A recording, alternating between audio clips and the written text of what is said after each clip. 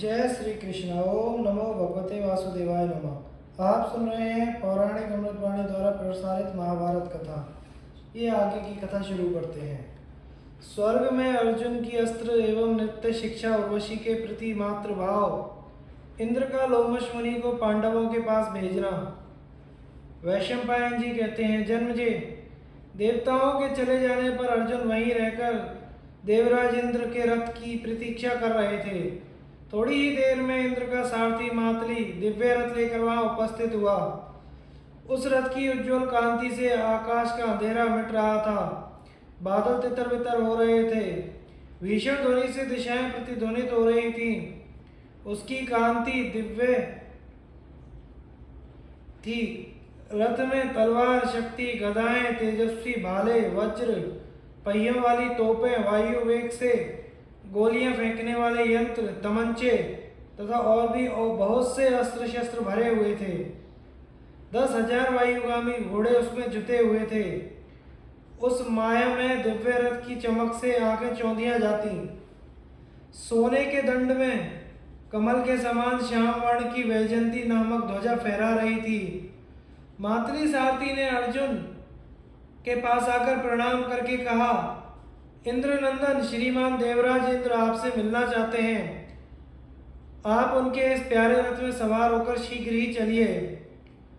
सारथी की बात सुनकर अर्जुन के मन में बड़ी प्रसन्नता हुई।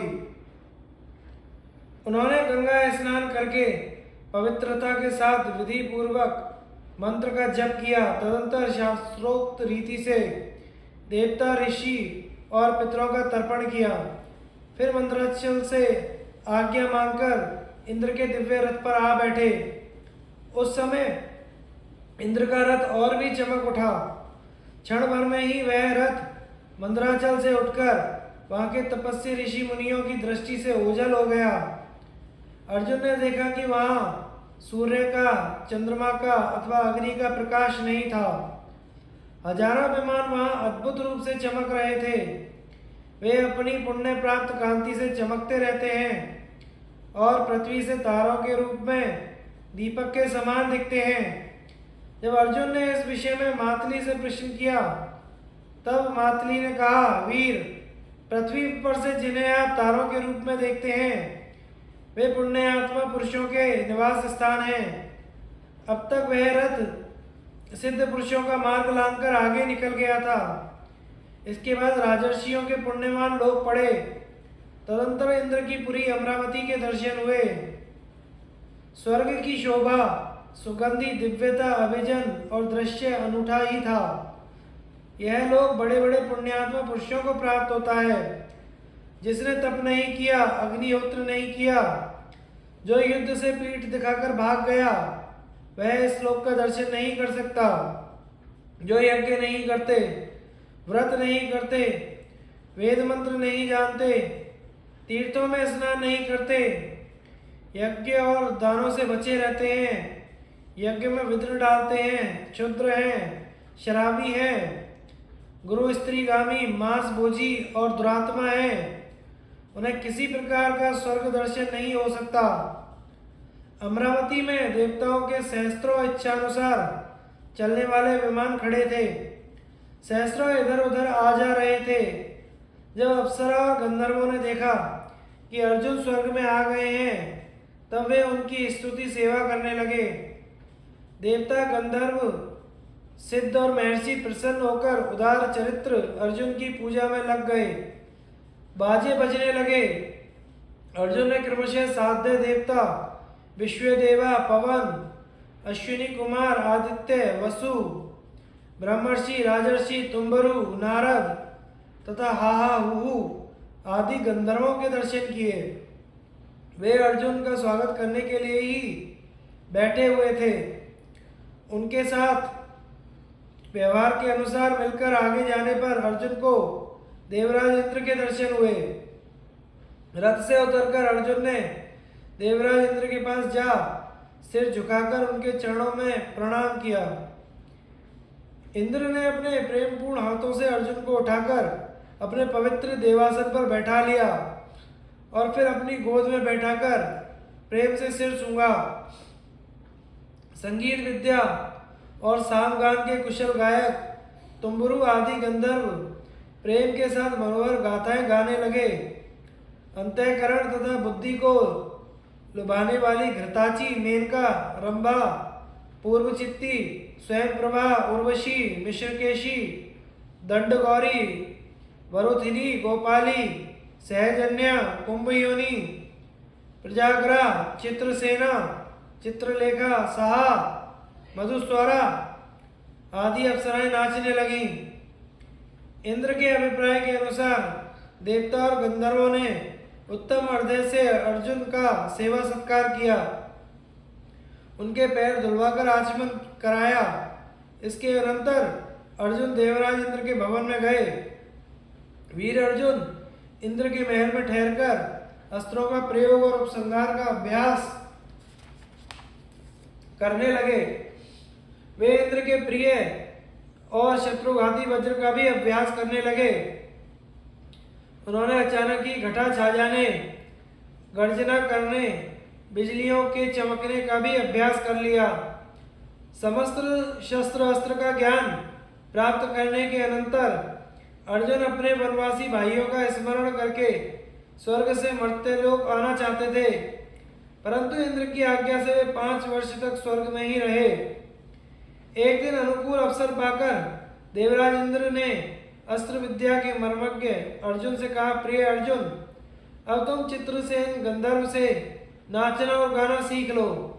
साथ ही मृत्युलोक में जो बाजे नहीं हैं उन्हें भी बजाना सीख लो। इंद्र के मित्रता करा देने पर अर्जुन चित्रसेन से मिलकर गाने बजाने और नाचने का अभ्यास करने लगे। अर्जुन इस विद्या में प्रवीण हो गए। यह सब करते समय भी जब अर्जुन को अपने भाइयों और माता की याद आ जाती तब वे दुख से विह्वल हो जाते। एक दिन की बात है, इंद्र ने देखा अर्जुन निर्निमेष नेत्रों से उर्वशी की ओर देख रहा है। उन्होंने चित्रसेन को एकांत में बुलाकर कहा, तुम उर्वशी अप्सरा के पास जाकर मेरा संदेश कहो कि वह अर्जुन के पास जाए। चित्रसेन ने उस परम सुंदरी अप्सरा के पास जाकर कहा, मैं देवराज इंद्र की आज्ञा से तुम्हारे पास आया हूँ, तुम उनका अभिप्राय सुनो। मध्यम पांडव अर्जुन सौंदर्य, स्वभाव, रूप, व्रत, जितेंद्रियता आदि स्वाभाविक गुणों से देवताओं और मनुष्यों में प्रतिष्ठित, बलवान तथा प्रतिभा संपन्न है। विद्या, ऐश्वर्य, तेज, प्रताप, क्षमा, मात्सर्यहीनता, वेदांग ज्ञान तथा अन्य शास्त्रों के अभ्यास में बड़े निपुण हैं। 8 प्रकार की गुरु सेवा, 8 प्रकार के गुणों वाली बुद्धि को खूब जानते हैं। वे स्वयं ब्रह्मचारी और उत्साही तो हैं ही, मातृकुल और पितृकुल से भी शुद्ध हैं। उनकी अवस्था भी तरुण है। जैसे इंद्र स्वर्ग की रक्षा करते हैं, वैसे ही वे बिना किसी की सहायता के पृथ्वी की रक्षा कर सकते हैं। वे अपनी नहीं दूसरों की प्रशंसा करते हैं। सूक्ष्म से सूक्ष्म समस्या को भी इस स्थूल बात की तरह जान लेते हैं। उनकी वाणी बड़ी मीठी है। मित्रों को खूब खिलाते पिलाते हैं। सत्य प्रेमी, अहंकार रहित, प्रेम पात्र और दृढ़ प्रतिज्ञ हैं। वे अपने सेवकों पर बड़ा प्रेम रखते हैं और गुणों में इंद्र के समकक्ष हैं। तुमने अवश्य ही अर्जुन के गुण सुने होंगे। वे तुम्हारी सेवा से स्वर्ग का सुख प्राप्त करें, इसके लिए तुम्हें मेरी बात माननी चाहिए। उर्वशी ने चित्रसेन का सत्कार किया और प्रसन्न होकर कहा, गंधर्वराज, तुमने अर्जुन के जिन प्रधान प्रधान गुणों का वर्णन किया है उन्हें मैं पहले ही सुनकर उन पर मोहित हो चुकी हूँ। मैं अर्जुन से प्रेम करती हूँ, उन्हें पहले ही वर चुकी हूँ। अब देवराज की आज्ञा और तुम्हारे प्रेम से उनके प्रति मेरा आकर्षण और भी बढ़ा है। मैं अर्जुन की सेवा करूंगी, आप जा सकते हैं। चित्रसेन के चले जाने के बाद अर्जुन की सेवा करने की लालसा से उर्वशी ने आनंद के साथ सुगंध स्नान किया। वह सुंदर तो थी ही, अच्छे अच्छे वस्त्राभूषण भी धारण कर लिए। सुगंधित पुष्पों की माला पहनकर उर्वशी सब प्रकार से सज धज चुकी। तब वह मुस्कुराती हुई पवन और मन के समान तेज गति से क्षण भर में ही अर्जुन के स्थान पर जा पहुंची। द्वारपालों ने उसके आगमन का समाचार अर्जुन के पास पहुंचाया। अर्जुन उर्वशी के पास पहुंच गया। अर्जुन मन ही मन अनेकों प्रकार की शंका करने लगे। उन्होंने संकोचवश अपनी आंखें बंद करके प्रणाम किया। गुरुजन के समान आदर सत्कार करके कहने लगे, देवी, मैं तुम्हें सिर झुकाकर नमस्कार करता हूँ। मैं तुम्हारा सेवक हूँ, मुझे आज्ञा करो। उर्वशी अचेत सी हो गई। उसने कहा, देवराज इंद्र की आज्ञा से चित्रसेन गंधर्व मेरे पास आया था। उसने मेरे पास आकर आपके गुणों का वर्णन किया और आपके पास आने की प्रेरणा की। आपके पिता इंद्र और चित्रसेन गंधर्व की आज्ञा से मैं आपकी सेवा करने के लिए आई हूँ। केवल आज्ञा की बात ही नहीं, जब से मैंने आपके गुणों को सुना है तभी से मेरा मन आप पर लग गया है। मैं काम के वश में हूँ। बहुत दिनों से मैं लालसा कर रही थी, आप मुझे स्वीकार कर लीजिए। उर्वशी की यह बात सुनकर अर्जुन संकोच के मारे धरती में गड़ से गए। उन्होंने अपने हाथों से कान बंद कर लिए। बोले, हरे हरे, कहीं यह बात मेरे कान में प्रवेश न कर जाए। देवी, निस्संदेह तुम मेरी गुरु पत्नी के समान हो। देव सभा में मैंने तुम्हें निनिमिष नेत्रों से देखा था अवश्य, परंतु मेरे मन में कोई बुरा भाव नहीं था। मैं यही सोच रहा था कि पुरुवंश की यह आनंदमयी माता है। तुम्हें पहचानते ही मेरी आंखें आनंद से खेल उठी। इसी से मैं तुमको देख रहा था। देवी, मेरे संबंध में और कोई बात सोचनी नहीं चाहिए। तुम मेरे लिए बड़ों की भी बड़ी और मेरे पूर्वजों की जननी हो। उर्वशी ने कहा, वीर, हम अप्सराओं का किसी के साथ विवाह नहीं होता। हम स्वतंत्र हैं, इसलिए मुझे गुरुजन की पदवी पर बैठाना उचित नहीं है। आप मुझ पर प्रसन्न हो जाइए और उस काम पीड़िता का त्याग मत कीजिए। मैं कामवेग से जल रही हूँ, आप मेरा दुख मिटाइए। अर्जुन ने कहा, देवी, मैं तुमसे सत्य सत्य कह रहा हूँ। दिशाएं और विदिशाएं अपने अधिदेवताओं की बात सुन लें। जैसे कुंती माद्री और इंद्रपति पत्नी शची मेरी माताएं हैं, वैसे ही तुम भी पुरुवंश की जननी होने के कारण मेरी पूजनीय माता हो। मैं तुम्हारे चरणों में सिर झुकाकर प्रणाम करता हूँ। तुम माता के समान मेरी पूजनीय और मैं तुम्हारा पुत्र के समान रक्षणीय हूँ। अर्जुन की बात सुनकर उर्वशी क्रोध के मारे कांपने लगी। उसने भौहें टेढ़ी करके अर्जुन को शाप दिया, अर्जुन, मैं तुम्हारे पिता इंद्र की आज्ञा से कामातुर होकर तुम्हारे पास आई हूँ, फिर भी तुम मेरी इच्छा पूर्ण नहीं कर रहे हो। इसलिए जाओ, तुम्हें स्त्रियों में नर्तक होकर रहना पड़ेगा और सम्मान रहित होकर तुम नपुंसक के नाम से प्रसिद्ध होगे। उस समय उर्वशी के होठ फड़क रहे थे, सांसें लंबी चल रही थी। वह अपने निवास स्थान पर लौट गई। अर्जुन शीघ्रता से चित्रसेन के पास गए और उर्वशी ने जो कुछ कहा वह सब कह सुनाया। चित्रसेन ने सारी बातें इंद्र से कही। इंद्र ने अर्जुन को एकांत में बुलाकर बहुत कुछ समझाया बुझाया और तनिक हंसते हुए कहा, प्रिय अर्जुन, तुम्हारे जैसा पुत्र पाकर कुंती सचमुच पुत्रवती हुई। तुमने अपने धैर्य से ऋषियों को भी जीत लिया। उर्वशी ने तुम्हें जो शाप दिया है उससे तुम्हारा बहुत काम बनेगा। जिस समय तुम 13वें वर्ष में गुप्तवास करोगे उस समय तुम नपुंसक के रूप में 1 वर्ष तक छिपकर यह शाप भोगोगे, फिर तुम्हें पुरुषत्व की प्राप्ति हो जाएगी। अर्जुन बहुत प्रसन्न हुए, उनकी चिंता मिट गई। वे गंधर्वराज चित्रसेन के साथ रहकर स्वर्ग का सुख लूटने लगे। जन्मजे, अर्जुन का यह चरित्र इतना पवित्र है कि जो इसका श्रवण करता है उसके मन में पाप करने की इच्छा नहीं होती। वास्तव में अर्जुन का चरित्र ऐसा ही है। इन्हीं दिनों एक दिन महर्षि लोमश स्वर्ग में आए। उन्होंने देखा अर्जुन इंद्र के आधे आसन पर बैठे हुए हैं। वे भी एक आसन पर बैठ गए और मन ही मन सोचने लगे, अर्जुन को यह आसन कैसे मिल गया?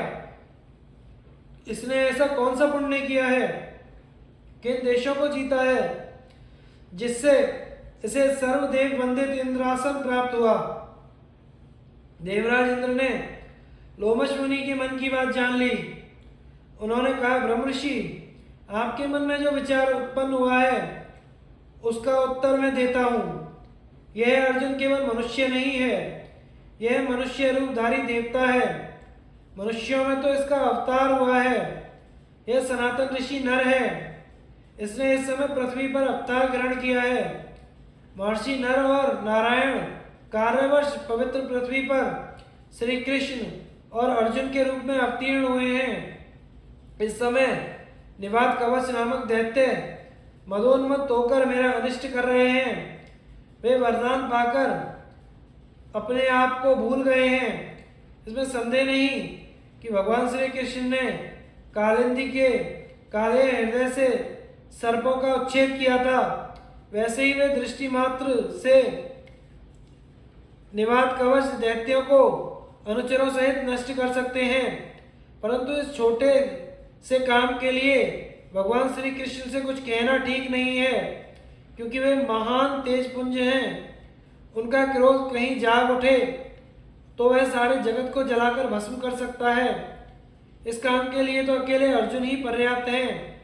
ये निवात कवचों का नाश करके तब मनुष्य लोक में जाएंगे। ब्रह्मषि, आप पृथ्वी पर जाकर काम्य वन में रहने वाले दृढ़ प्रतिज्ञ धर्मात्मा युधिष्ठिर से मिलिए और कहिए कि वे अर्जुन की तनिक भी चिंता ना करें।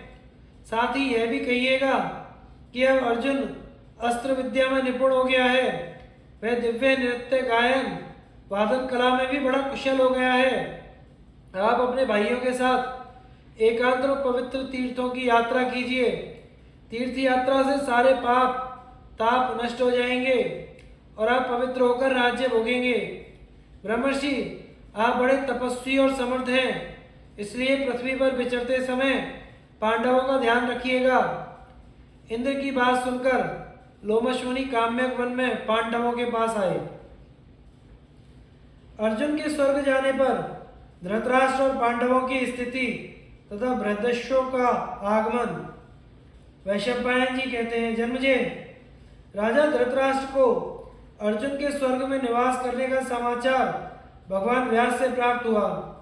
उनके जाने के बाद धृतराष्ट्र ने संजय से कहा, संजय, मैंने अर्जुन का सब समाचार पूर्ण रूप से सुन लिया है। क्या तुम्हें भी उस बात का पता है? मेरे पुत्र दुर्योधन की बुद्धि मंद है। इसी से वह बुरे कर्मों का और विषय भोगों में लगा रहता है। वह अपनी दुष्टता के कारण राज्य का नाश कर डालेगा। धर्मराज युधिष्ठिर बड़े महात्मा हैं। वे साधारण बातचीत में भी सत्य बोलते हैं। उन्हें अर्जुन से वीर योद्धा प्राप्त है। अवश्य ही उनका राज्य त्रिलोकी में हो सकता है। जिस समय अर्जुन अपने पहने बाणों का प्रयोग करेगा उस समय भला कौन उसके सामने खड़ा हो सकेगा? संजय ने कहा, महाराज, आपने दुर्योधन के संबंध में जो कुछ कहा है वह सत्य है। अर्जुन के संबंध में मैंने यह सुना है कि उन्होंने युद्ध में अपने धनुष का बल दिखाकर भगवान शंकर को प्रसन्न कर लिया है। अर्जुन की परीक्षा करने के लिए देवादिदेव भगवान शंकर स्वयं भील का वेश धारण करके उनके पास आए थे और उनसे युद्ध किया। उन्होंने युद्ध में प्रसन्न होकर अर्जुन को दिव्यास्त्र दिया। अर्जुन की तपस्या से प्रसन्न होकर सब लोकपालों ने अर्जुन के पास आकर अर्जुन को दर्शन दिए और दिव्य अस्त्र शस्त्र दिए। ऐसा भाग्यशाली अर्जुन के सिवा कौन है? अर्जुन का बल अपार है, उनकी शक्ति अपरिमित है।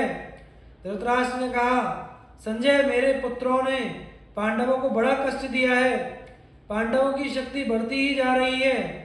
जिस समय बलराम और श्री कृष्ण पांडवों की सहायता करने के लिए यदुकुल के योद्धाओं को उत्साहित करेंगे, उस समय कौरव पक्ष का कोई भी वीर उनका सामना नहीं कर सकेगा।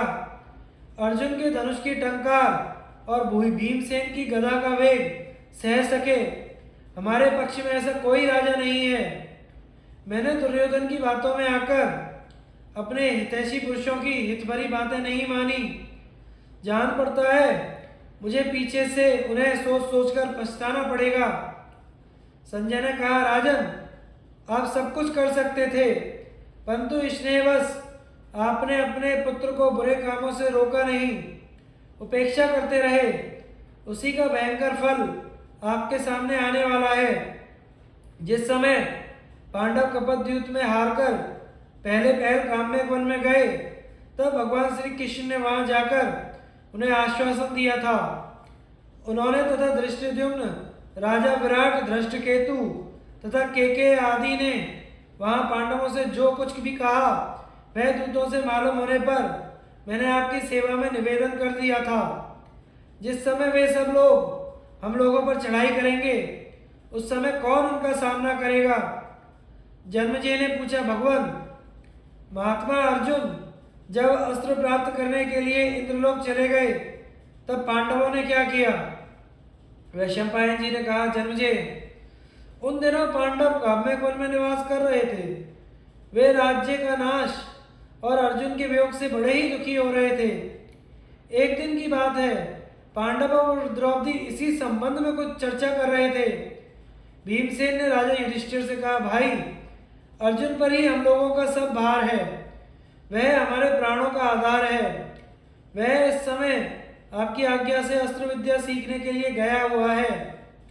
इसमें संदेह नहीं कि यदि अर्जुन का कहीं कुछ अनिष्ट हो गया, तो राजा द्रुपद, धृष्टद्युम्न, सात्यकी, भगवान कृष्ण और हम लोग भी जीवित नहीं रहेंगे।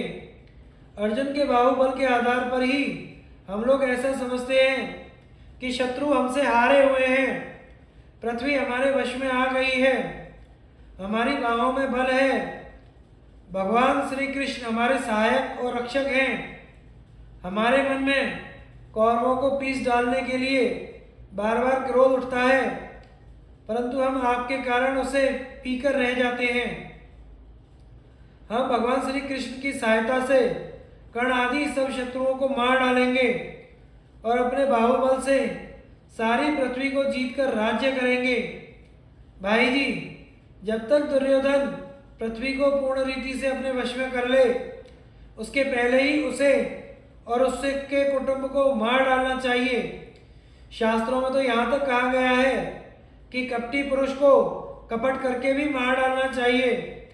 इसलिए यदि आप मुझे आज्ञा दें, तो मैं आग की तरह भभक कर वहां जाऊं और दुर्योधन का नाश कर डालूं। भीमसेन की बात सुनकर युधिष्ठिर ने उन्हें शांत करते हुए माथा सूंघा और कहा, मेरे बलशाली भाई, 13 वर्ष पूरे हो जाने दो, फिर तुम और अर्जुन मिलकर दुर्योधन का नाश करना। मैं असत्य नहीं बोल सकता, क्योंकि मुझ में असत्य है ही नहीं। भीमसेन, जब तुम बिना कपट के भी दुर्योधन और उसके सहायकों का नाश कर सकते हो, तब कपट करने की क्या आवश्यकता है? धर्मराज युधिष्ठिर इस प्रकार भीमसेन को समझा ही रहे थे कि महर्षि बृहद्रथु उनके आश्रम में आते हुए दिख पड़े।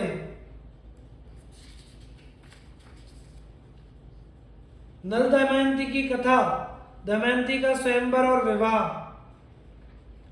वैशंपायन जी कहते हैं, जन्मेजय, महर्षि बृहदस्यु को आते देखकर धर्मराज युधिष्ठिर ने आगे जाकर शास्त्र विधि के अनुसार उनकी पूजा की, आसन पर बैठाया।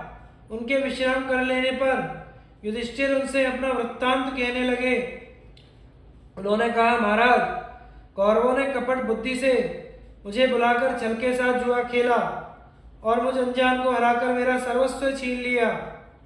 इतना ही नहीं, उन्होंने मेरी प्राण प्रिया द्रौपदी को घसीटकर भरी सभा में अपमानित किया।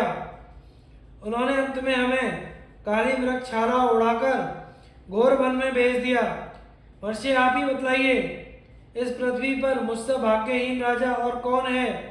क्या आपने मेरे जैसा दुखी कहीं देखा या सुना है?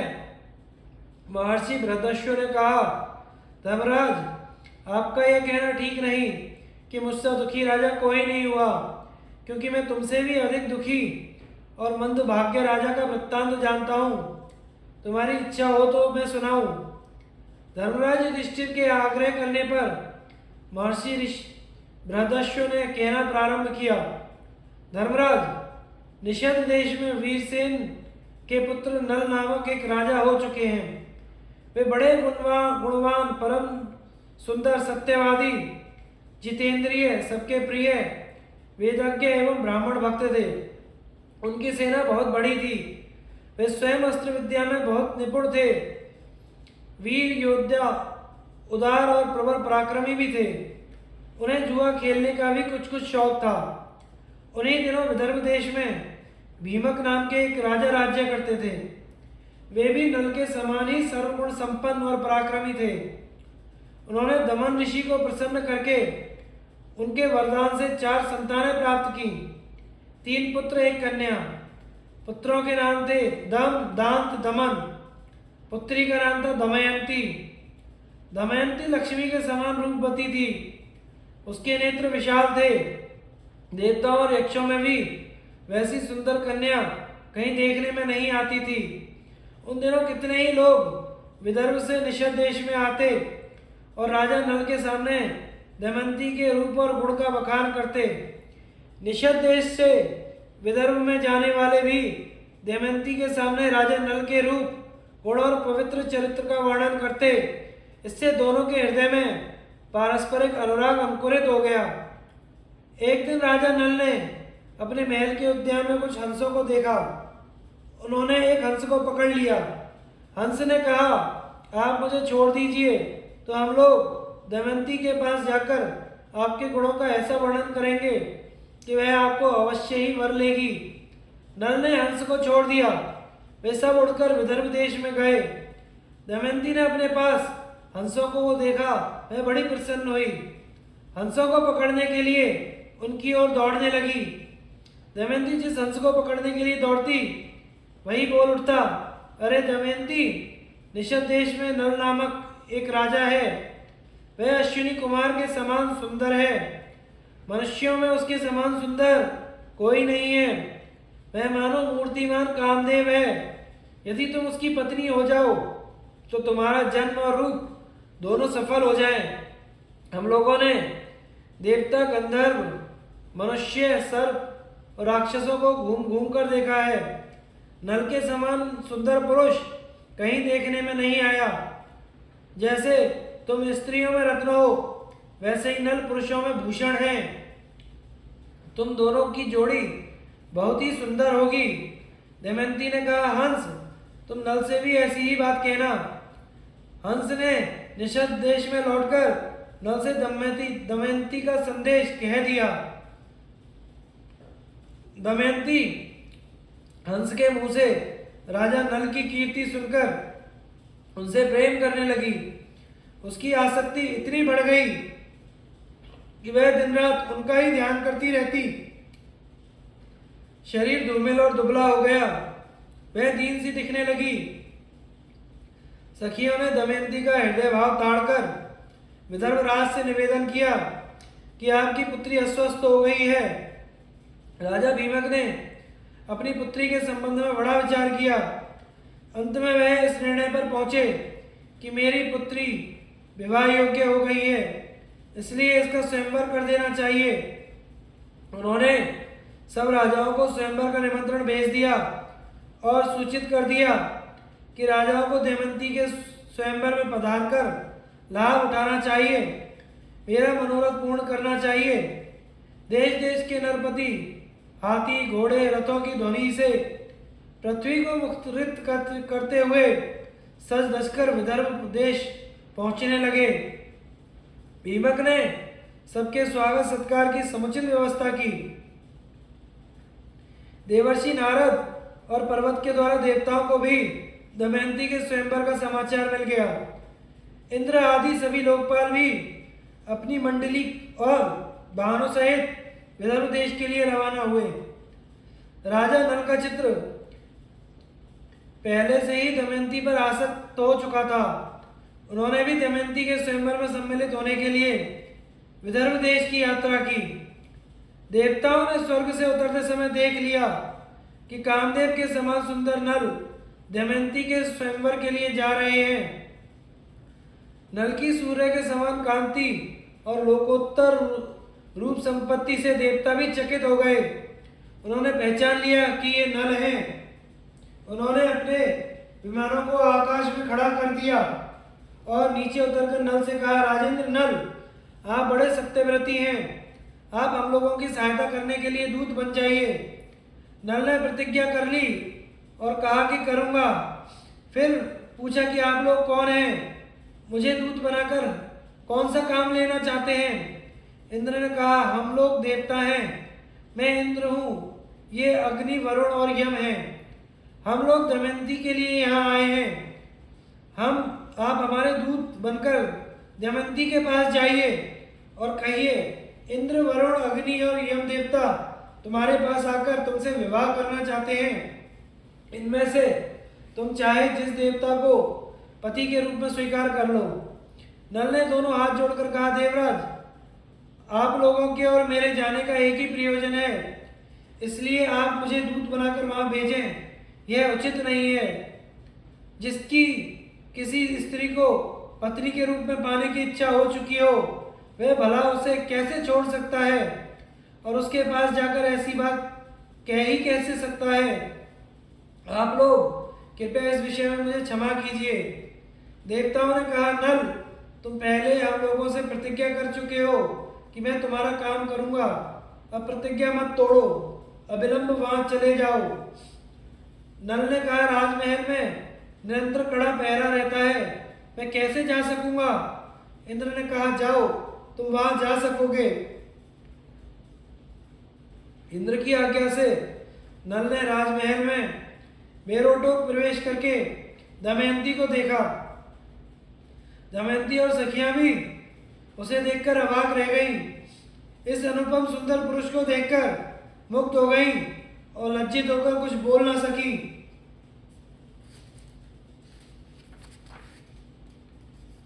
दमयंती ने अपने को संभालकर राजा नल से कहा, वीर, तुम देखने में बड़े सुंदर और निर्दोष जान पड़ते हो। पहले अपना परिचय बताओ, तुम यहाँ किस उद्देश्य से आए हो और यहाँ आते समय द्वारपालों ने तुम्हें देखा क्यों नहीं।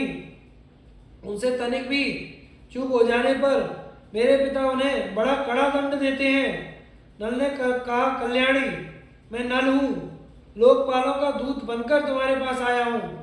सुंदरी, इंद्र, वरुण और यम, अग्नि, ये चारों देवता तुम्हारे साथ विवाह करना चाहते हैं। तुम इनमें से किसी एक देवता को अपने पति के रूप में वर्ण कर लो। यही संदेश लेकर मैं तुम्हारे पास आया हूँ। उन देवताओं के प्रभाव से ही जब मैं तुम्हारे महल में प्रवेश करने लगा, तब मुझे कोई नहीं देख सका। मैंने देवताओं का संदेश कह दिया, अब जो तुम्हारी इच्छा हो वो करो। दमयंती ने बड़ी श्रद्धा के साथ देवताओं को प्रणाम करके मंद मंद मुस्कुराकर नल से कहा, नरेंद्र, आप मुझे प्रेम दृष्टि से देखिए और आज्ञा कीजिए कि मैं यथाशक्ति आपकी क्या सेवा करूं। मेरे स्वामी, मैंने अपना सर्वस्व और अपने आप को भी आपके चरणों में सौंप दिया है। आप मुझ पर विश्वासपूर्ण प्रेम कीजिए। जिस दिन से मैंने हंसों की बात सुनी, उसी दिन से आपके लिए व्याकुल हूँ। आपके लिए ही मैंने राजाओं की भीड़ इकट्ठी की है। यदि आप मुझ दासी की प्रार्थना अस्वीकार कर देंगे तो मैं विष खाकर, आग में जलकर, पानी में डूबकर या फांसी लगाकर आपके लिए मर जाऊंगी। राजा नल ने कहा, जब बड़े बड़े लोकपाल तुम्हारे प्रेम संबंध के प्रार्थी हैं, तब तुम मुझ मनुष्य को क्यों चाह रही हो। उन ऐश्वर्यशाली देवताओं के चरण रेणु के समान भी तो नहीं हूं। तुम अपना मन उन्हीं में लगाओ। देवताओं का अप्रिय करने से मनुष्य की मृत्यु हो जाती है। तुम मेरी रक्षा करो और उनको वरण कर लो। नल की बात सुनकर दमयंती घबरा गई। उसके दोनों नेत्रों में आंसू छलक आए। वह कहने लगी, मैं सब देवताओं को प्रणाम करके आपको ही पति के रूप में वरण कर रही हूँ। मैं सत्य शपथ खा रही हूँ। उस समय दमयंती का शरीर कांप रहा था और हाथ जुड़े हुए थे। नल ने कहा, अच्छा तब तुम ऐसा ही करो, परंतु यह बतलाओ, मैं यहाँ उनका दूत बनकर संदेश पहुंचाने के लिए आया हूँ। यदि इस समय मैं अपना स्वार्थ बनाने लगूं तो कितनी बुरी बात है। मैं अपना स्वार्थ तो तभी बना सकता हूँ यदि वह धर्म के विरुद्ध ना हो। तुम्हें भी ऐसा ही करना चाहिए। दमयंती ने गदगद कंठ से कहा, नरेश्वर, इसके लिए एक निर्दोष उपाय है। उसके अनुसार काम करने पर आपको कोई दोष नहीं लगेगा। वह उपाय यह है कि आप लोकपालों के साथ स्वयंवर मंडप में आवें। मैं उनके सामने ही आपका वर्ण कर लूंगी, तब आपको दोष नहीं लगेगा। अब राजा नल देवताओं के पास गए। देवताओं के पूछने पर उन्होंने कहा, मैं आप लोगों की आज्ञा से दमयंती के महल में गया। बाहर बूढ़े द्वारपाल पहरा दे रहे थे, परंतु आप लोगों के प्रभाव से उन्होंने मुझे नहीं देखा। केवल दमयंती और उसकी सखियों ने मुझे देखा। वे आश्चर्य में पड़ गईं। मैंने दमयंती के सामने आप लोगों का वर्णन किया, परंतु वह आप लोगों को ना चाहकर मुझे ही वर्ण करने पर तुली हुई है। उसने कहा है कि सब देवता आपके साथ स्वयंवर में आवें। मैं उनके सामने ही आपको वर्ण कर लूंगी, इसमें आपको दोष नहीं लगेगा। मैंने आप लोगों से सब बातें कह दी। अंतिम प्रमाण आप लोग ही हैं। राजा भीमक ने शुभ मुहूर्त में स्वयंवर का समय रखा और लोगों को बुलावा भेजा। सब राजा अपने अपने निवास स्थान से आकर स्वयंवर मंडप में यथा स्थान बैठने लगे। पूरी सभा राजाओं से भर गई। जब सब लोग अपने अपने आसन पर बैठ गए, तब सुंदरी दमयंती अपनी अंग कांति से राजाओं के मन और नेत्रों को आकर्षित करती हुई रंगमंडप में आई। राजाओं का परिचय दिए जाने लगा। दमयंती एक एक करके एक एक को देखकर आगे बढ़ने लगी। आगे एक ही स्थान पर नल के समान आकार और वेशभूषा के 5 राजा इकट्ठे ही बैठे हुए थे। दमयंती को संदेह हो गया। वह राजा नल को नहीं पहचान सकी। वह जिसकी ओर देखती वही नल जान पड़ता।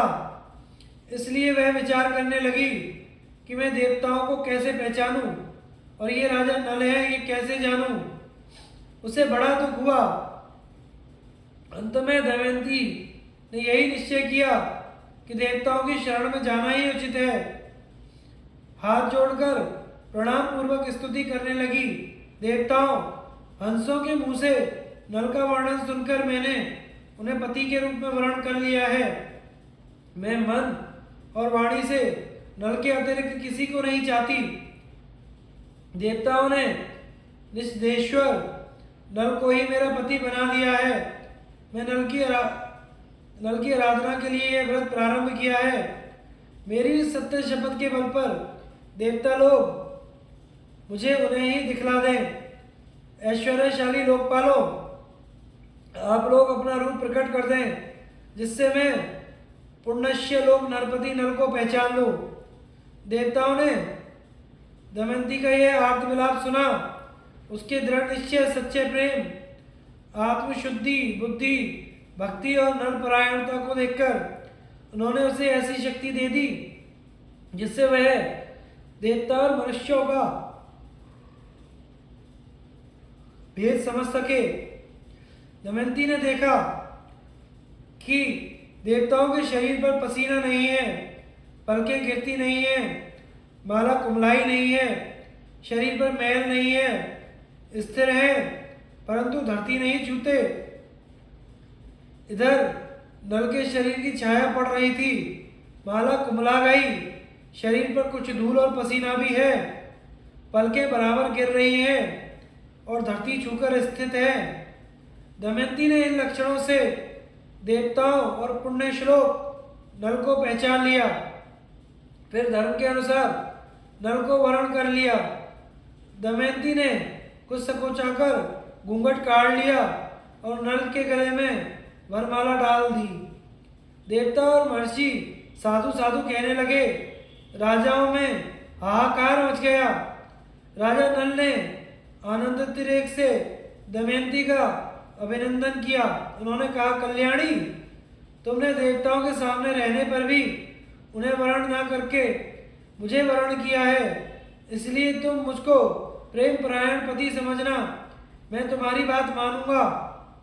जब तक मेरे शरीर में प्राण रहेंगे तब तक मैं तुमसे प्रेम करूंगा। यह मैं तुमसे शपथ पूर्वक सत्य कहता हूं। दोनों ने प्रेम से एक दूसरे का अभिनंदन करके इंद्र आदि देवताओं की शरण ग्रहण की। देवता भी बहुत प्रसन्न हुए। उन्होंने नल को 8 वर दिए। इंद्र ने कहा, नल, तुम्हें यज्ञ में मेरा दर्शन होगा और उत्तम गति मिलेगी। अग्नि ने कहा, जहां तुम मेरा स्मरण करोगे मैं वहीं प्रकट हो जाऊंगा और मेरे ही समान प्रकाश में लोग तुम्हें प्राप्त होंगे। यमराज ने कहा, तुम्हारी बनाई रसोई बहुत मीठी होगी और तुम अपने धर्म में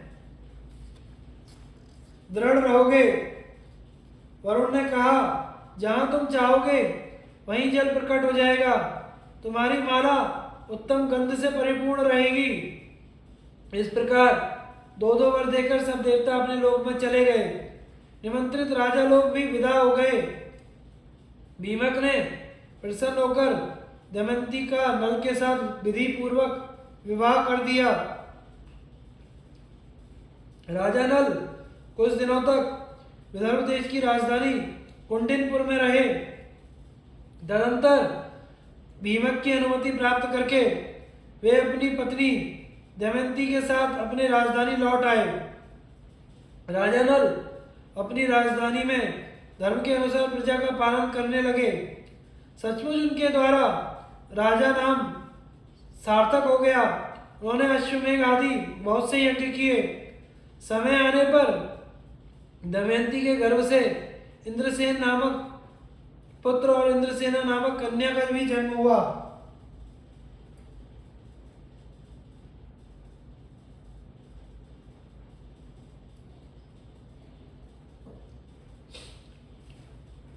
कलयुग का दुर्भाव, जुए में नल का हारना और नगर से निर्वासन।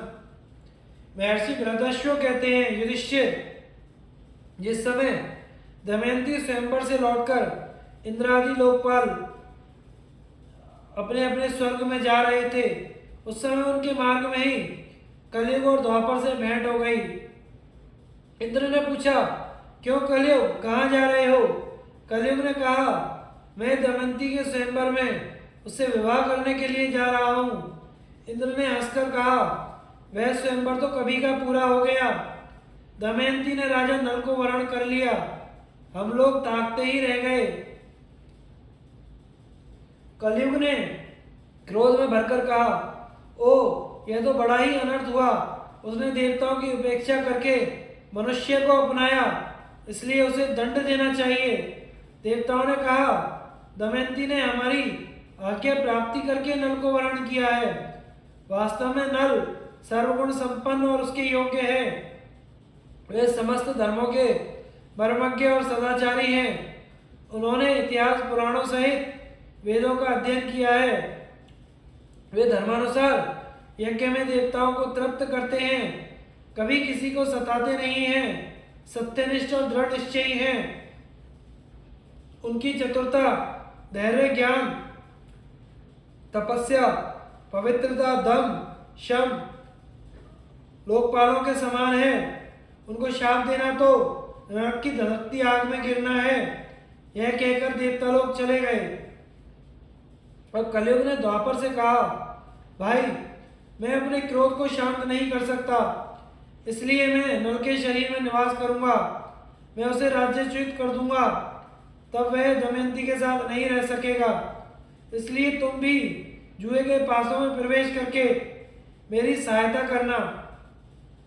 द्वापर ने उसकी बात स्वीकार कर ली। द्वापर और कलयुग दोनों ही नल की राजधानी में आ बसे। 12 वर्ष तक वे इस बात की प्रतीक्षा में रहे कि नल में कोई दोष दिख जाए। एक दिन राजा नल संध्या के समय लघु शंका से निवृत्त होकर पैर धोए बिना ही आचमन करके संध्या वंदन करने बैठ गए। यह अपवित्र अवस्था देखकर कलयुग उनके शरीर में प्रवेश कर गया और साथ ही दूसरा रूप धारण करके वह पुष्कर के पास गया और बोला, तुम नल के साथ जुआ खेलो और मेरी सहायता से तुम जुए में राजा नल को जीतकर निषद देश का राज्य प्राप्त कर लो। पुष्कर ने उसकी बात स्वीकार करके नल के पास गया। द्वापर भी पासों का रूप धारण करके उनके साथ हो लिया।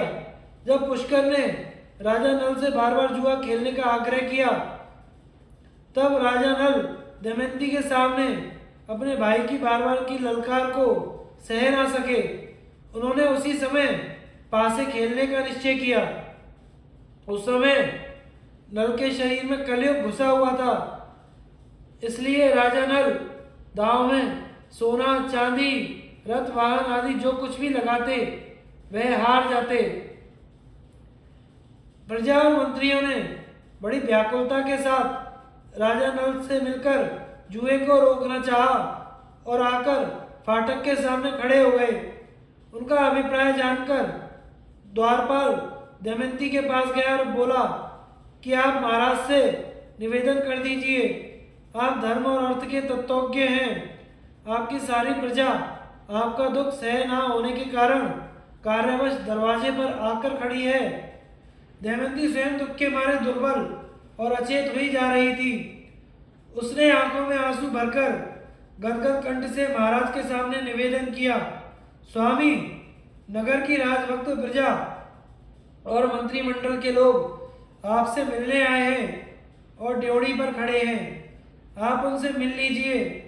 परंतु नल कलयुग का आवेश होने के कारण कुछ नहीं बोले। मंत्रिमंडल और प्रजा के लोग शोकग्रस्त होकर लौट गए। पुष्कर और नल में कई महीनों तक जुआ होता रहा तथा राजा नल बराबर हारते गए।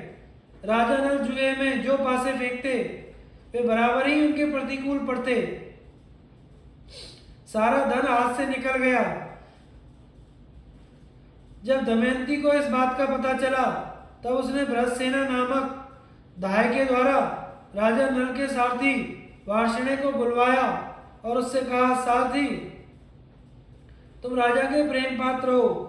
अब यह बात तुमसे छिपी नहीं है कि महाराज बड़े संकट में पड़ गए हैं, इसलिए तुम घोड़ों को रथ में जोड़ लो और मेरे दोनों बच्चों को रथ में बैठाकर कुंडी नगर में ले जाओ। तुम रथ और घोड़ों को वहीं छोड़ देना। तुम्हारी इच्छा हो तो वहीं रहना, नहीं तो कहीं दूसरी जगह चले जाना। सारथी ने दमयंती के कथानुसार मंत्रियों से सलाह करके बच्चों को कुंडिनपुर में पहुंचा दिया। रथ और घोड़े भी वहीं छोड़ दिए। वहां से पैदल चलकर ही वह अयोध्या जा पहुंचा और वहीं ऋतुपर्ण राजा के पास सारथी का काम करने लगा। वार्ष्णेय सारथी के चले जाने के बाद पुष्कर ने पासों के खेल में राजा नल का राज्य और धन ले लिया। उसने नल को संबोधन करके हंसते हुए कहा, और जुआ खेलोगे, परंतु तुम्हारे पास दांव पर लगाने के लिए कुछ है ही नहीं। यदि तुम दमयंती को दांव पर लगाने योग्य समझो तो फिर खेलो। नल का हृदय फटने लगा। वे पुष्कर से कुछ भी नहीं बोले।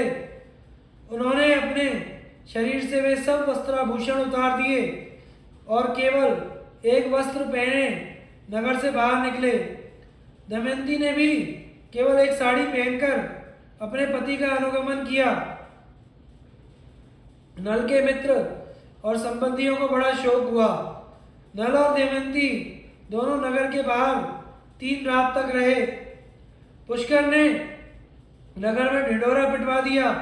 जो मनुष्य नल के प्रति सहानुभूति प्रकट करेगा उसको फांसी की सजा दी जाएगी। भय के मारे नगर के लोग अपने राजा नल का सत्कार तक न कर सके। राजा नल 3 दिन रात तक अपने नगर के पास केवल पानी पीकर रहे। चौथे दिन उन्हें बड़ी भूख लगी। फिर दोनों फल मूल खाकर वहां से आगे बढ़े। एक दिन राजा नल ने देखा बहुत से पक्षी उनके पास ही बैठे हैं। उनके पंख सोने के समान दमक रहे हैं। नल ने सोचा कि इनके पंख से कुछ धन मिलेगा। ऐसा सोचकर उन्हें पकड़ने के लिए नल ने उन पर अपना पहनने वाला वस्त्र डाल दिया। पक्षी उनका वस्त्र लेकर उड़ गए। अब नल नंगे होकर बड़ी दीनता के साथ मुंह नीचे किए खड़े हो गए।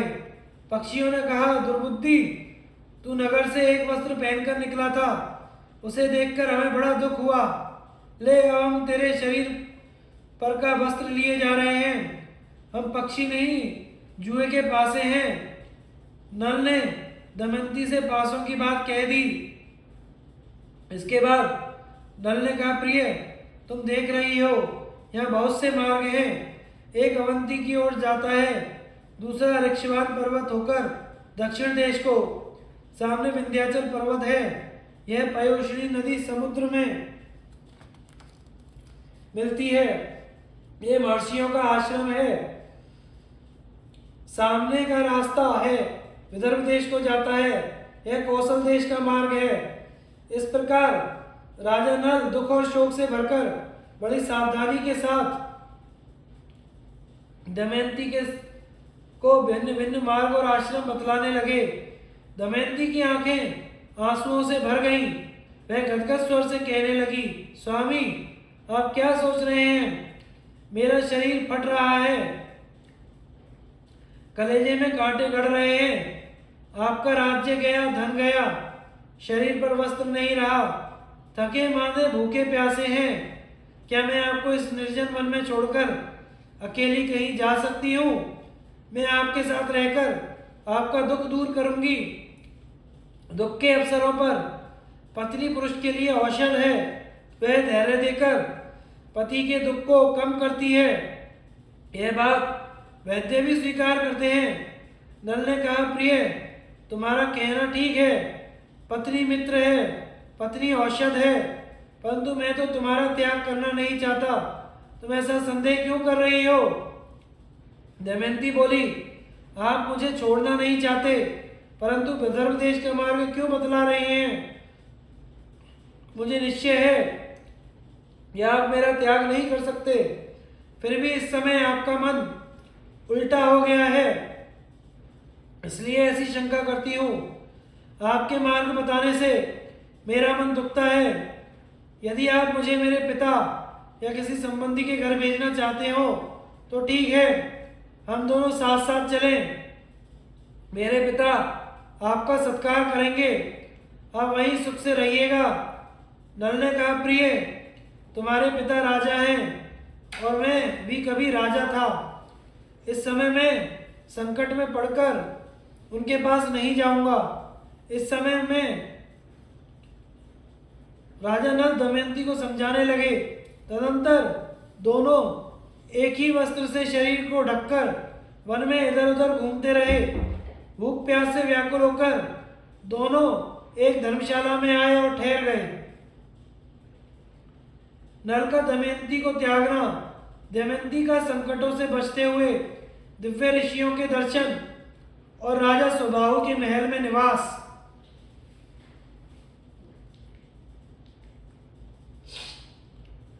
बृहदस्यु जी कहते हैं, युधिष्ठिर, उस समय राजा नल के शरीर पर वस्त्र नहीं था, और तो क्या, धरती पर बिछाने के लिए एक चटाई भी नहीं थी। शरीर धूल से लथपथ हो रहा था। भूख प्यास की पीड़ा अलग ही थी। राजा नल जमीन पर ही सो गए। दमयंती के जीवन में कभी भी ऐसी परिस्थिति नहीं आई थी। वह सुकुमारी भी वहीं सो गई। दमयंती के सो जाने पर राजा नल की नींद टूटी। सच्ची बात तो यह थी कि वह दुख और शोक की अधिकता के कारण सुख की नींद सो भी नहीं सकते थे। आंख खुलने पर उनके सामने राज्य के छिने जाने, सगे संबंधियों के छूटने और पक्षियों के वस्त्र लेकर उड़ जाने का दृश्य एक एक करके आने लगा। वे सोचने लगे, दमयंती मुझ पर बड़ा प्रेम करती है, प्रेम के कारण ही वह इतना दुख भोग रही है। यदि मैं इसे छोड़कर चला जाऊंगा तो यह भी अपने पिता के घर चली जाएगी। मेरे साथ तो इसे दुख ही दुख भोगना पड़ेगा। यदि मैं इसे छोड़कर चला जाऊं तो संभव है कि इसे सुख भी मिल जाए। अंत में राजा नल ने यही निश्चय किया कि दमयंती को छोड़कर चले जाने में ही भलाई है। दमयंती सच्ची पतिव्रता है, कोई भी इसके सतीत्व को भंग नहीं कर सकता। इस प्रकार त्यागने का निश्चय करके सतीत्व की ओर से निश्चिंत होकर राजा नल ने यह विचार किया कि मैं नंगा हूं और दमयंती के शरीर पर भी केवल एक ही वस्त्र है, फिर भी इसके वस्त्रों में से आधा फाड़ लेना ही श्रेष्ठकर है। परंतु मैं इसे फाड़ू कैसे? शायद यह जाग जाए। वे धर्मशाला में इधर उधर घूमने लगे। उनकी दृष्टि एक बिना म्यान की तलवार पर पड़ गई। राजा नल ने उसे उठा लिया और धीरे से दमयंती का आधा वस्त्र फाड़कर अपना शरीर ढक लिया। दमयंती नींद में थी। राजा नल उसे छोड़कर निकल पड़े। थोड़ी देर बाद जब उनका हृदय शांत हुआ तब वे फिर धर्मशाला में लौट आए और दमयंती को देखकर रोने लगे। वे सोचने लगे कि अब तक मेरी प्राण प्रिया अंतःपुर के पर्दे में रहती थी, इसे कोई छू भी नहीं सकता था। आज यह अनाथ के समान आधा वस्त्र पहने धूल में सो रही है। यह मेरे बिना दुखी होकर वन में कैसे फिरेगी? प्रिय, तू धर्मात्मा है, इसलिए आदित्य, वसु, रुद्र, अश्विनी कुमार और पवन देवता तेरी रक्षा करें। उस समय राजा नल का हृदय दुख के मारे टुकड़े टुकड़े हुआ जा रहा था। वे झूले की तरह बार बार धर्मशाला के बाहर निकलते फिर लौट आते। शरीर में कलयुग का प्रवेश होने के कारण बुद्धि नष्ट हो गई थी, इसलिए अंततः वे अपनी प्राण प्रिय पत्नी को वन में अकेली छोड़कर वहां से चले गए। जब दमयंती की नींद टूटी तब उसने देखा कि राजा नल वहां नहीं है। वह आशंका से भरकर पुकारने लगी, महाराज, स्वामी, मेरे सर्वस्व, आप कहाँ हैं? मैं अकेली डर रही हूँ, आप कहाँ गए? बस अब खसीना कीजिए। मेरे कठोर स्वामी, मुझे क्यों डरा रहे हैं? शीघ्र दर्शन दीजिए। मैं आपको देख रही हूँ, लो यह देख लिया। लताओं की आड़ में छिपकर चुप क्यों हो रहे हैं? मैं दुख में पड़कर इतना विलाप कर रही हूँ, आप मेरे पास आकर धैर्य भी नहीं देते। स्वामी, मुझे अपना या किसी और का शोक नहीं है, मुझे केवल इतनी ही चिंता है कि आप इस घोर जंगल में अकेले कैसे रहेंगे। हाँ नाथ, निर्मल चित्त वाले, आपकी जिस पुरुष ने यह दशा की है वह आपसे भी अधिक दुर्दशा को प्राप्त होकर निरंतर दुखी जीवन बितावे। दमयंती इस प्रकार विलाप करती हुई इधर उधर दौड़ने लगी। वह उन्मत्त सी होकर इधर उधर घूमती हुई एक अजगर के पास जा पहुंची। शोकग्रस्त होने के कारण उसे इस बात का पता नहीं चला। अजगर दमयंती को निगलने लगा। उसी समय दमयंती अपने उस समय भी दमयंती अपने चित्त में नहीं, राजा नल की ही चिंता में थी कि वे अकेले कैसे रहेंगे। वह पुकारने लगी, स्वामी, मुझे हैरान की भांति है अजगर निकल रहा है, आप मुझे छुड़ाने क्यों नहीं आते? दमयंती की आवाज एक व्याध के कान में पड़ी। वह उधर ही घूम रहा था। वह दौड़कर आया। उसने देखा कि दमयंती को अजगर निकल रहा है। उसने अपने तेज शस्त्र से अजगर का मुंह चीर डाला। उसने दमयंती को छुड़ाकर नहलाया, आश्वासन देकर भोजन कराया। दमयंती कुछ कुछ शांत हुई। व्याध ने पूछा, सुंदरी, तुम कौन हो? किस कष्ट में पड़कर किस उद्देश्य से यहाँ आई हो? दमयंती ने व्याध से अपनी कष्ट कहानी कही। दमयंती की सुंदरता, बोलचाल और मनोहरता देखकर व्याध काम मोहित हो गया। वह मीठी मीठी बातें करके दमयंती को अपने वश में करने की चेष्टा करने लगा। दमयंती दुरात्मा व्याध के मन के भाव जानकर क्रोध के आवेश से प्रज्वलित हो गई। दमयंती ने व्याध के बलात्कार की चेष्टा को बहुत रोकना चाहा, परंतु जब वह किसी प्रकार ना माना तब उसने शाप दे दिया, यदि मैंने निषद नरेश राजा नल को छोड़कर किसी पुरुष का मन से भी चिंतन नहीं किया हो तो यह पापी क्षुद्र व्याध मरकर जमीन पर गिर पड़े। दमयंती के मुंह से ऐसी बात निकलते ही व्याध के प्राण पखेरु उड़ गए। वह जले हुए ठूंठ की भांति पृथ्वी पर गिर पड़ा। व्याध के मर जाने पर दमयंती राजा नल को ढूंढती हुई एक निर्जन और भयंकर वन में जा पहुंची। बहुत से पर्वत, नदी, नद, जंगल, हिंसक पशु, पक्षी, पिशाच आदि को देखती हुई विरह के उन्माद में उनसे राजा नल का पता पूछती हुई वह उत्तर की ओर बढ़ने लगी। 3 दिन 3 रात बीत जाने पर भी दमयंती ने देखा कि सामने ही एक बड़ा सुंदर तपोवन है। उस आश्रम में वशिष्ठ, भृगु और अत्रि के समान मितभोजी, संयमी, पवित्र, जितेंद्रिय और तपस्वी ऋषि निवास कर रहे हैं। वे वृक्षों की छाल अथवा मृगछाला धारण किए हुए हैं। दमयंती को कुछ धैर्य मिला। उसने आश्रम में जाकर बड़ी नम्रता के साथ तपस्वी ऋषियों को प्रणाम किया और हाथ जोड़कर खड़ी हो गई। ऋषियों ने स्वागत है कहकर दमयंती का सत्कार किया और बोले, बैठ जाओ, हम तुम्हारा क्या काम करें। दमयंती ने भद्र महिला के समान पूछा, आपकी तपस्या, अग्नि, धर्म और पशु पक्षी तो सकुशल है ना? आपके धर्माचरण में कोई विघ्न तो नहीं पड़ता? ऋषियों ने कहा, कल्याणी, हम तो सब प्रकार से कुशल हैं। तुम कौन हो? किस उद्देश्य से यहाँ आई हो? हमें बड़ा आश्चर्य हो रहा है। क्या तुम वन, पर्वत, नदी की अधिष्ठात्रा देवता हो? दमयंती ने कहा, महात्माओं, मैं कोई देवी देवता नहीं, एक मनुष्य स्त्री हूँ। मैं विदर्भ नरेश राजा भीमक की पुत्री हूँ। बुद्धि, यशस्वी एवं वीर विजयी निषद नरेश महाराज नल मेरे पति हैं। कपट दूत के विशेषज्ञ एवं दुरात्मा पुरुषों ने मेरे धर्मात्मा पति को जुआ खेलने के लिए उत्साहित करके उनका राज्य और धन ले लिया। मैं उन्हीं की पत्नी दमयंती हूँ। संयोगवश वे मुझसे बिछुड़ गए हैं। मैं उन्हीं रणबांकुरे, शस्त्र विद्या कुशल एवं महात्मा पतिदेव को ढूंढने के लिए वन वन भटक रही हूँ। मैं यदि उन्हें शीघ्र ही नहीं देख पाऊंगी तो जीवित नहीं रह सकूंगी। उनके बिना मेरा जीवन निष्फल है। वियोग के दुख को मैं कब तक सह सकूंगी?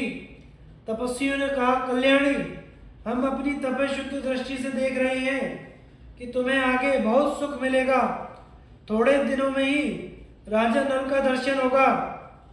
धर्मात्मा निषद नरेश थोड़े ही दिनों में समस्त दुखों से छूटकर संपत्तिशाली निषद देश पर राज्य करेंगे। उनके शत्रु भयभीत होंगे, मित्र सुखी होंगे और कुटुंबी उन्हें अपने बीच पाकर आनंदित होंगे। इस प्रकार कहकर वे सब तपस्वी अपने आश्रम के साथ अंतर्ध्यान हो गए। यह आश्चर्य की घटना देखकर दमयंती विस्मित हो गई। वह सोचने लगी, अहो, मैंने यह स्वप्न देखा क्या? यह कैसी घटना हो गई?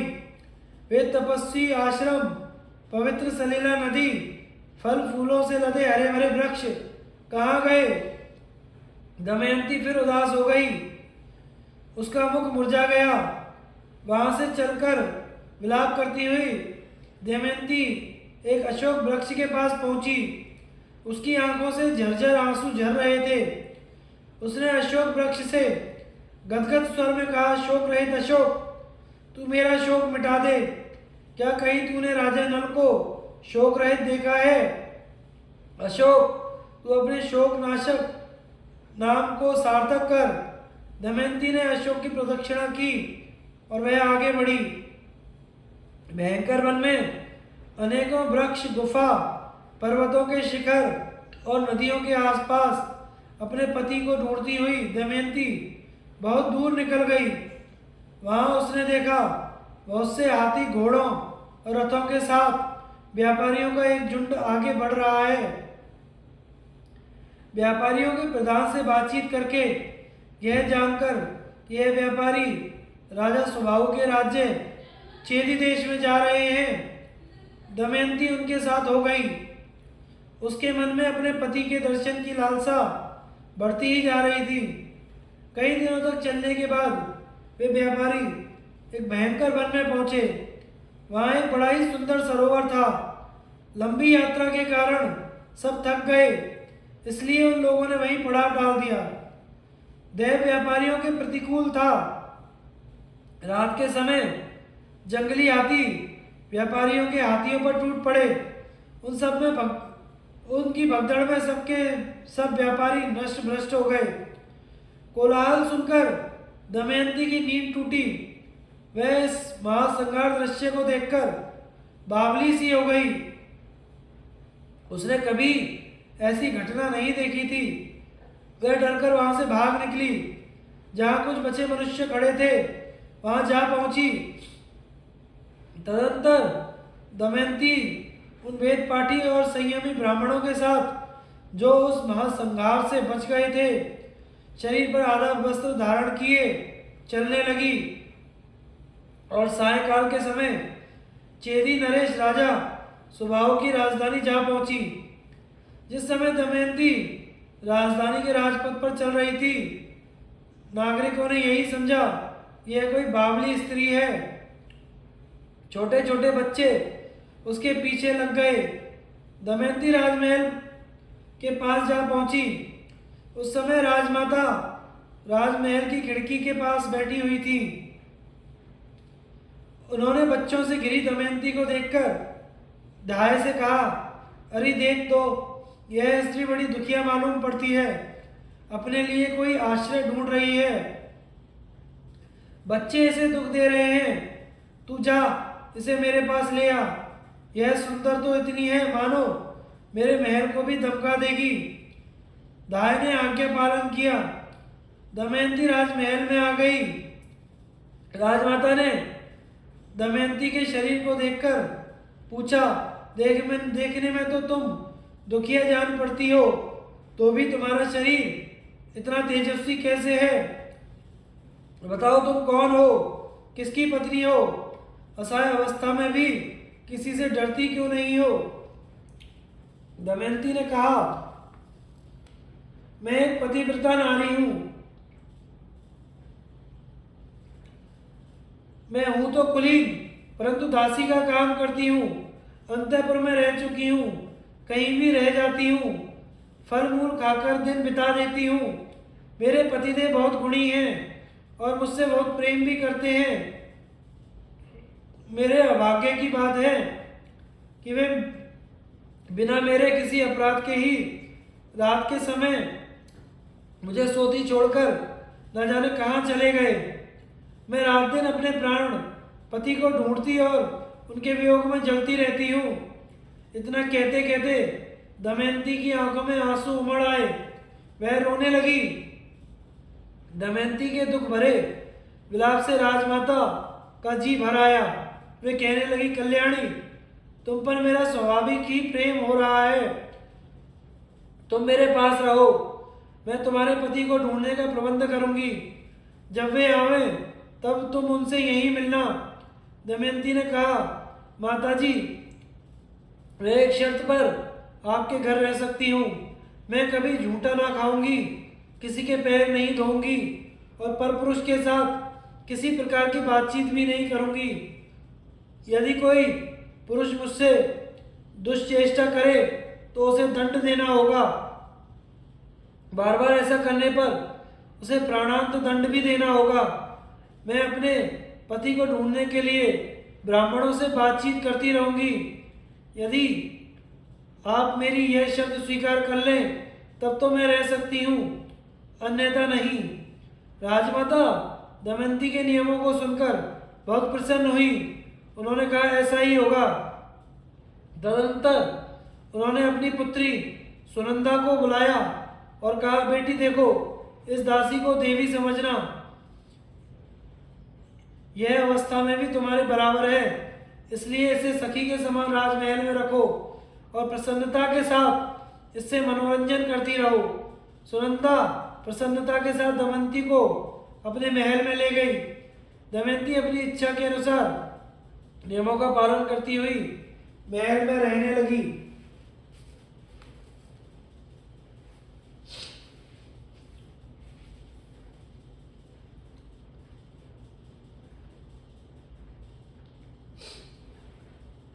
आगे की कथा हम अगले भाग में प्रसारित करेंगे।